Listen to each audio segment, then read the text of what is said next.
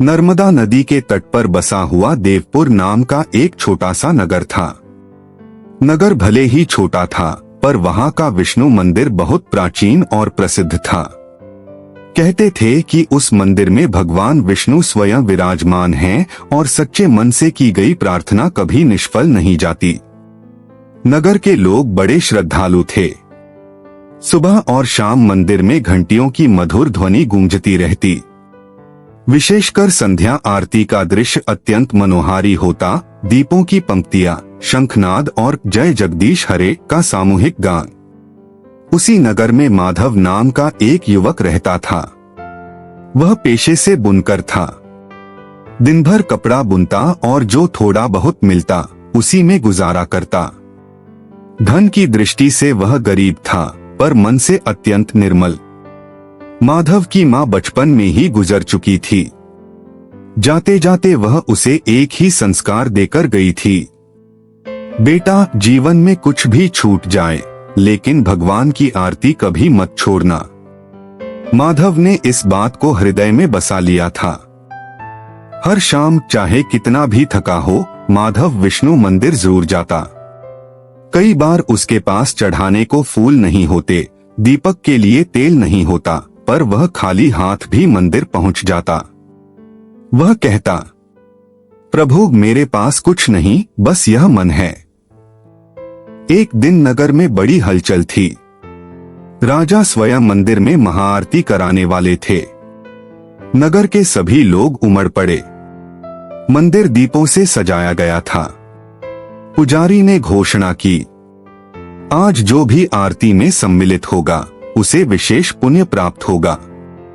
माधव भी दिन भर काम करने के बाद मंदिर पहुंचा। उसके हाथों में केवल एक छोटा सा दीपक था जिसमें थोड़ा सा तेल बचा था।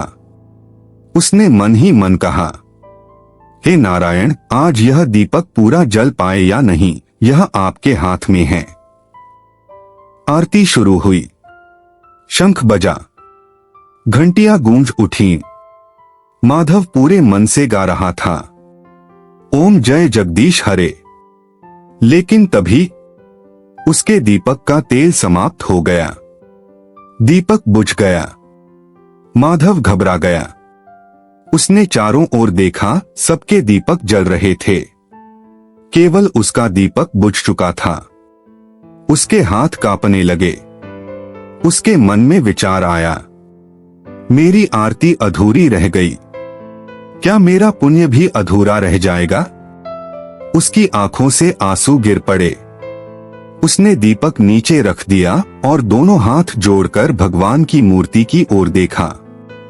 मन ही मन उसने कहा, प्रभु, मुझसे जितना हो सका मैंने किया, आगे आपकी इच्छा।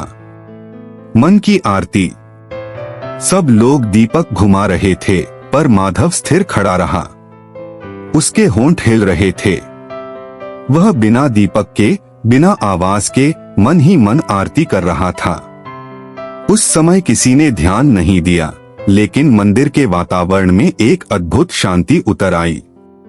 पुजारी को भी कुछ क्षण के लिए ऐसा लगा मानो शंख की ध्वनि अपने आप गहरी हो गई हो। स्वप्न में दर्शन। उसी रात माधव को एक विलक्षण स्वप्न आया। उसने देखा कि वह वैकुंठ में खड़ा है। चारों ओर दिव्य प्रकाश है। सामने भगवान विष्णु खड़े हैं, हाथों में शंख और चक्र। भगवान ने स्नेहपूर्वक कहा, माधव, तुम्हारी आरती अधूरी नहीं थी। माधव कांप गया, प्रभु, मेरा दीपक तो बुझ गया था। भगवान मुस्कुराए, दीपक तेल से नहीं, भाव से जलता है। जिस क्षण तुम्हारा दीप बुझा, उसी क्षण तुम्हारा अहंकार भी बुझ गया। भगवान ने आगे कहा, जो आरती हाथों से नहीं, हृदय से की जाती है, वही पूर्ण होती है। सुबह माधव उठा तो उसका मन शांति से भरा हुआ था। वह रोज की तरह काम पर गया। उसी दिन नगर में राजा के वस्त्र बनाने की जिम्मेदारी उसी को मिली। राजा उसके काम से इतने प्रसन्न हुए कि उसे स्थायी काम और सम्मान दिया। धीरे धीरे माधव की स्थिति सुधरने लगी, पर उसका स्वभाव नहीं बदला। वह पहले की तरह सादा, विनम्र और भक्त बना रहा। वह अब भी रोज मंदिर जाता, लेकिन अब उसके हाथ में दीपक से पहले उसके हृदय में भक्ति जलती थी। कुछ समय बाद किसी ने उससे पूछा, माधव, तुम्हें सबसे बड़ा पुण्य कब मिला? माधव मुस्कुराया और बोला, जिस दिन मेरी आरती अधूरी रह गई थी। और तभी मंदिर की घंटियां बज उठीं। जय श्री विष्णु।